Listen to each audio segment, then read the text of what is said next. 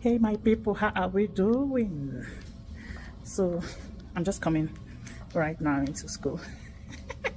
So somebody asked me a question. That's what I really want to talk about right now. I want to get a place and sit down and then talk. You can see my shoes making koi koi. Koi koi koi koi. Yeah, I want to sit down so that we talk.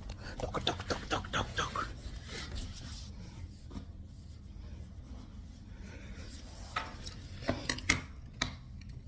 My people, how are we doing? What is happening? Yeah, I hope you guys had a good weekend. So somebody asked this question, so I decided to like treat it generally so that people will know, do I need to have first class or second class upper what we call 2-1 for me to be able to gain scholarship or funding in the United States of America? So usually I tell them it is an added advantage, right? But you don't need to have first class or second class upper. I've seen people with 2-2, with even third class, like get admission and get funding, but your application has to be like really good for you to like get funding with a second class lower or even a third class. Yes, which means your SOP, which is statement of purpose, has to be on point, like crisp. Sorry. It has to like be very crystal clear of what you want to do.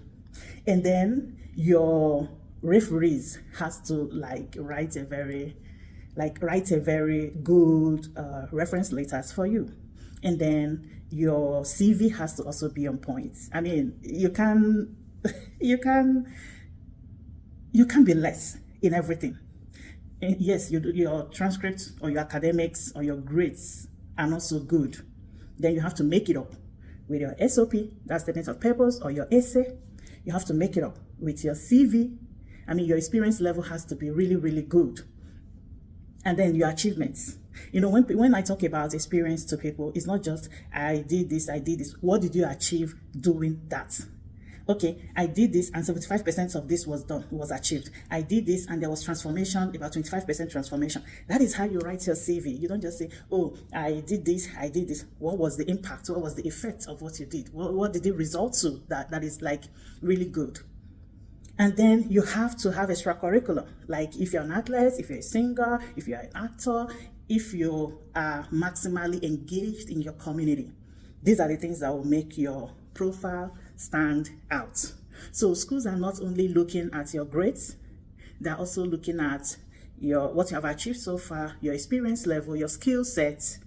All these things have to be on point. So don't think that because you have a second class lower or a third class that you cannot get admission or you cannot get funding. You can actually get full funding. Did I answer your question?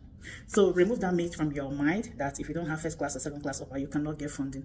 But try, if you're still in school, try and make first or second class upper because it will help you as an added advantage with all these other things in your profile. Okay? So bye.